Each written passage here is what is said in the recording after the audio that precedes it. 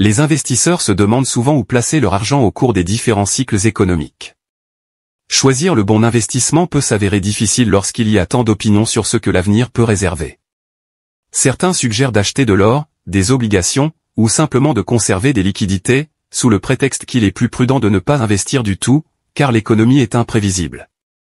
D'autres préconisent de s'en tenir à sa stratégie habituelle et de continuer à investir dans les mêmes actifs, quelles que soient les conditions du marché.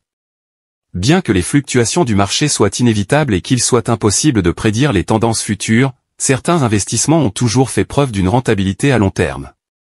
Ces actifs sont des valeurs sur qui se comportent généralement bien au fil du temps, sans qu'il soit nécessaire de les réévaluer en permanence. Pourriez-vous perdre de l'argent si le marché s'effondre? Bien sûr, mais il est raisonnable de dire que certains investissements sont conçus pour résister à l'épreuve du temps. Les ETF de cette nature sont excellents pour acheter et conserver indéfiniment, sans avoir besoin de vendre, et ils sont disponibles auprès de plusieurs fournisseurs.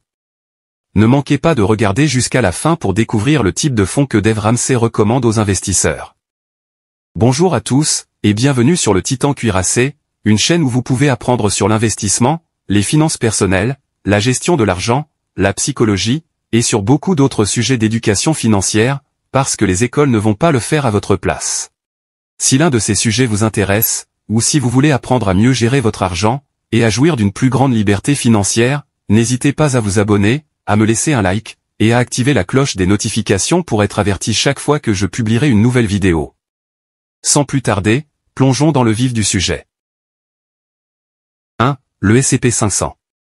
Warren Buffett conseille à un investisseur de placer la majorité de son portefeuille dans un seul fonds, le S&P 500. Si l'affectation de la quasi-totalité de votre portefeuille à un seul fonds peut sembler risquée ou trop concentrée pour certains, n'oubliez pas que ce fonds comprend plus de 500 sociétés américaines à forte capitalisation. En fait, vous pariez sur la réussite de l'économie américaine. Même si les prix actuels peuvent sembler élevés, il est difficile de perdre de l'argent en utilisant ce véhicule d'investissement sur le long terme. En outre, il est toujours possible que le marché progresse régulièrement au fil du temps sans connaître de baisse majeure.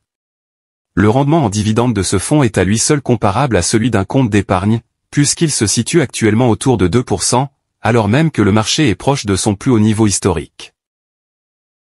2. Les actions à grande capitalisation.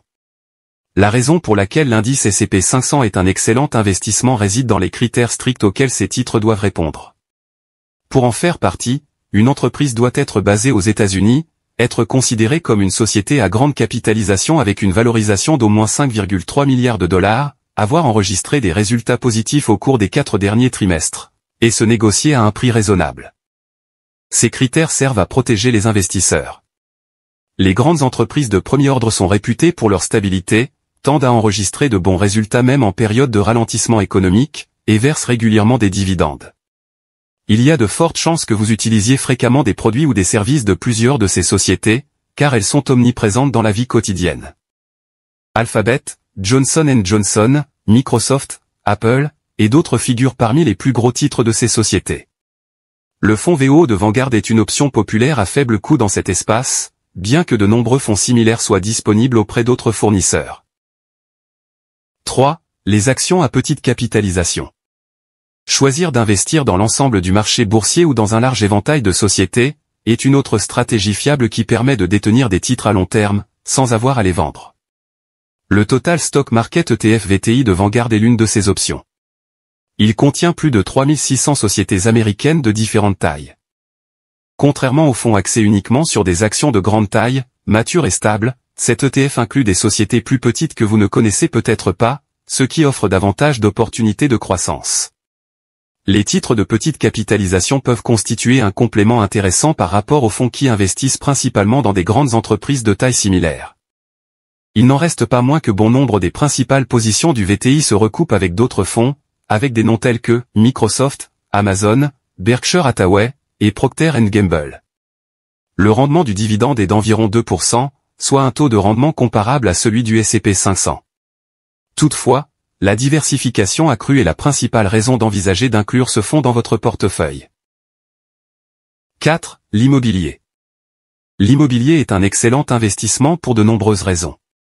L'achat d'un ETF immobilier comme le VNQ de Vanguard, ou même d'une action immobilière, offre une plus grande exposition à ce secteur. Quelles que soient les conditions économiques, les gens auront toujours besoin d'un toit. Ce n'est pas une coïncidence si 90% des millionnaires du monde ont bâti leur fortune grâce à l'immobilier. Contrairement à des secteurs tels que la technologie, l'énergie, ou la santé, dont l'avenir est incertain en raison des réglementations, des innovations ou de la concurrence, l'immobilier reste une nécessité sur laquelle nous pouvons compter.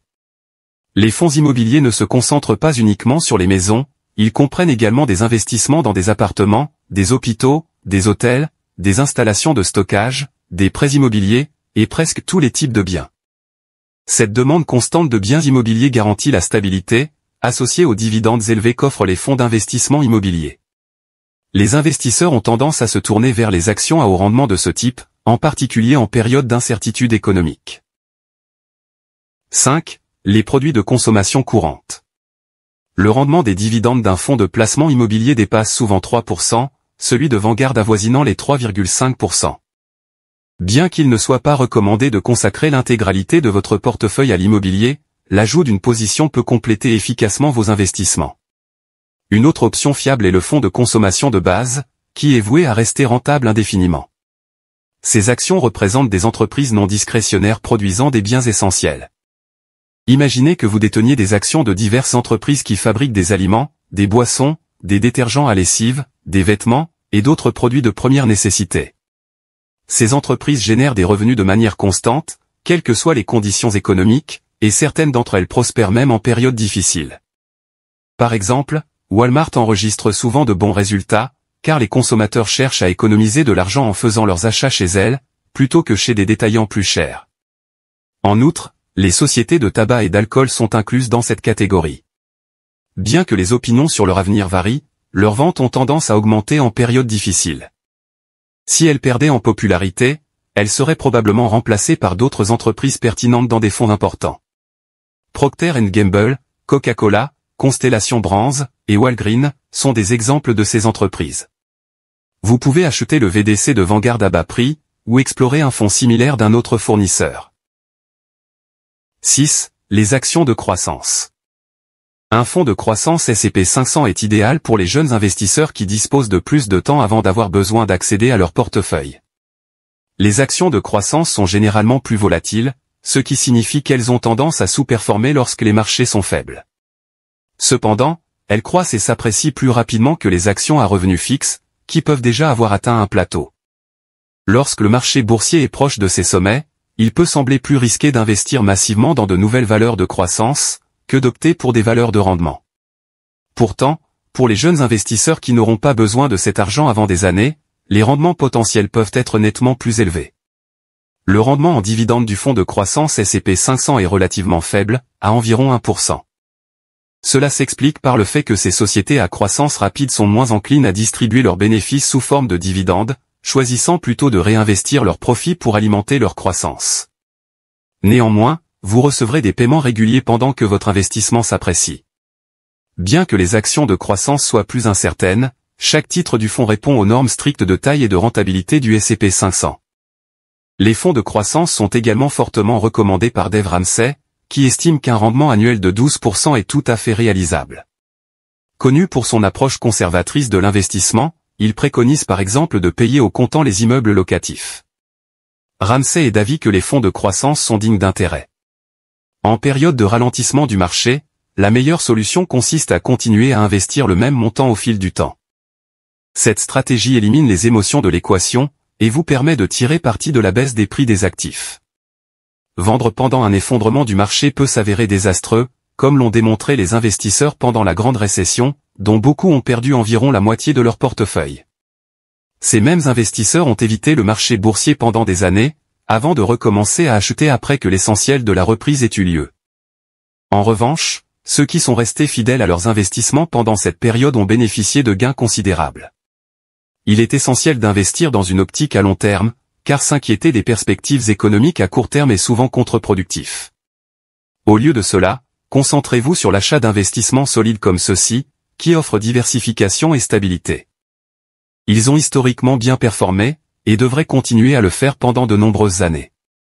En fin de compte, la réussite ne consiste pas à choisir l'investissement parfait, mais à épargner et à investir de manière cohérente sur le long terme. Voilà pour la vidéo d'aujourd'hui. J'espère que vous l'avez appréciée et qu'elle vous a apporté quelque chose. Si c'est le cas, n'hésitez pas à vous abonner, à me laisser un like, et à activer la cloche des notifications pour être averti chaque fois que je publierai une nouvelle vidéo, car j'en ai beaucoup d'autres de ce genre à venir prochainement, ainsi que des résumés de livres, et d'autres choses amusantes. Merci d'avoir regardé, et passez une bonne journée.